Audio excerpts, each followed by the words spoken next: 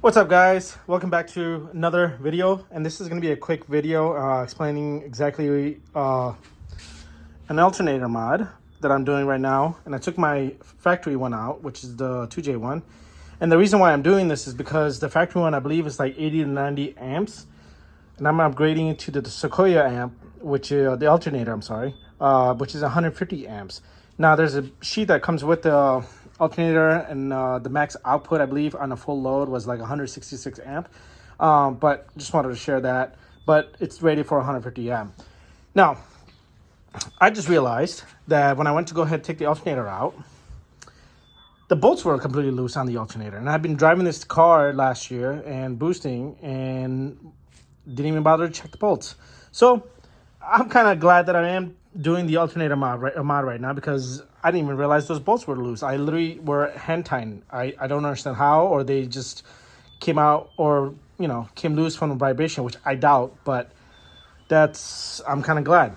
So just want to quickly share exactly what needs to be done for this alternator mod to work.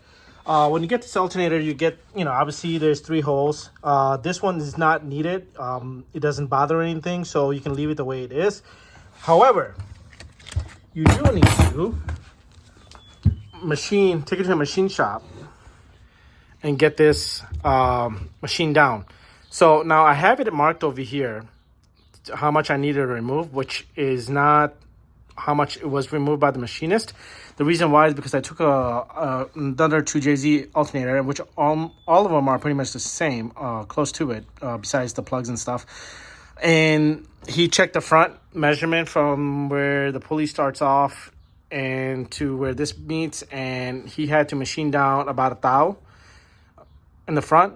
And then he checked obviously from the front to the back, and the distance, obviously the size of this, and then machine it down. Now, a lot of people on the internet, online, YouTube, you can Google it, and you can see a lot of videos online where they're like, okay, you just need to measure it and just, use the saw and then just a cutting wheel and just cut it down, and you should be good to go. And a lot of people are like, yeah, we cut down about, 5 millimeter, blah, blah, blah. I kind of recommend you guys take it to this machine shop and get this done correctly, not do it yourself. Yeah, you can measure it, and yeah, it's about like 5 millimeter, and a lot of people said 7 millimeter, 8 millimeter. Take it to the machine shop so you can actually get a proper measurement. And the reason why I'm saying this, because today I learned that obviously he measured the front and make sure the distance from the front, from the pulley to this, is correct, matching with that. And then also the back as well. And the reason why is because if you're at like 6,000, 7,000, 8,000 RPM, let's say you're boosting, you're making like, 500 plus, or even if it's factory horsepower and you're like pushing it, you don't want the belt to come off. And that's the last thing you want for your, on the road, and you're boosting and that belt comes off and you're in like holy shit mode. So I'm glad that I took this to the machine shop. I learned a little bit, obviously the measuring the front and making sure that it's correct. Even if it's like 1,000, is it like 1,000? It's gonna make a difference when you're driving, right? You don't want that belt to come off. So just wanted to quickly share this video, and why I'm doing this. I'm sorry, what I did with the alternator. And the reason why I'm doing this is because obviously I have the amp and the radio, and then I have the 2 wobber pumps in the back. Even though the 2 wobber pumps are not consistently on, I just want extra amperage just to be peace of mind with the radio. And I do need to fix the amp and the radio in the car again. So just wanted to quickly show you the alternator, and I'll leave the part number in the description for you guys.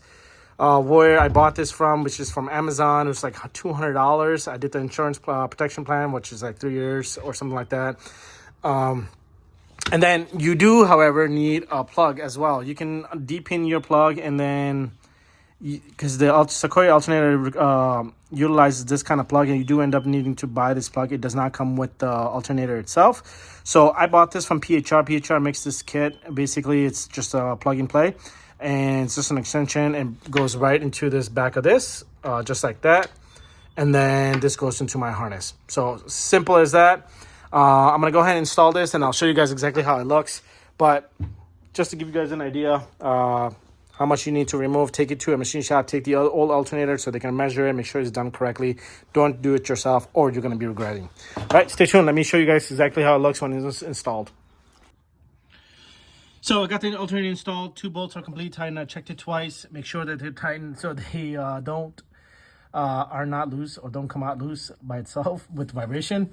I had a little issue here with the 2 power wires. It's sitting a little close to the intercooler piping, or it was touching at some point, and I had to turn it a little bit.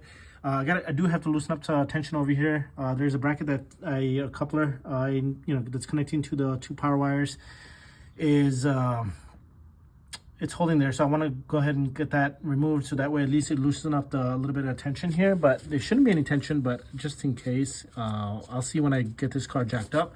But like I mentioned, it's plug and play. It goes right in, and then the alternator is in. So I am not going to start the car right now. The reason why, because I have no gas. I just got the pump. No, I'm sorry, the gas tank back installed back on the car. I was going to show you guys about the dual pump. Yeah, I just ended up not doing anything about that pump. So yeah, I pretty much done. I'm just gonna go ahead and install everything up again, and then I'll check the voltage later on. I'll show you guys maybe if I get a chance to record the voltage. It should be 14.17 based off the chart that I got at the alternator.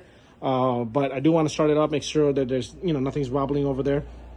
It shouldn't, based off how it looks. Look at that, belt is evenly sitting. Look at that, it's evenly sitting with the water pump, lined up perfectly.